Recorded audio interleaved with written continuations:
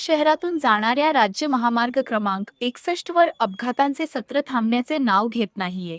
बुधवार 8 एप्रिल रोजी दुपारी 3:30च्या सुमारास तहसील कार्यालयाच्या गेटसमोर एका भरधाव पिकअप आणि दुचाकीचा भीषण अपघात झाला. या अपघातात जिल्हा परिषदेचे शिक्षक बळीराम पिल्लेवाड हे गंभीर जखमी झाले आहेत. मिळालेल्या माहितीनुसार जिल्हा परिषद शिक्षक बळीराम पिल्लेवाड हे आपल्या दुचाकीने क्रमांक MH22MP1282 ताडकळसकडून पूर्णा शहराकडे येत होते. त्याचवेळी नांदेडकडून ताडकळसकडे जाणाऱ्या एका भरधाव पिकअपने क्रमांक MH22N4828 त्यांच्या दुचाकीला तहसील कार्यालयासमोर समोरासमोर जोरदार धडक दिली. या भीषण धडकेत पिल्लेवाड रस्त्यावर फेकले गेले. त्याच्या उजव्या पायाला गंभीर फ्रॅक्चर झाले असून डोक्याला आणि छातीलाही मोठी इजा झाली आहे.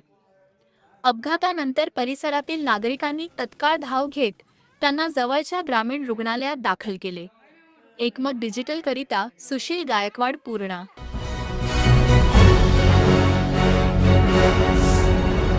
Thanks for watching Ekmat Digital.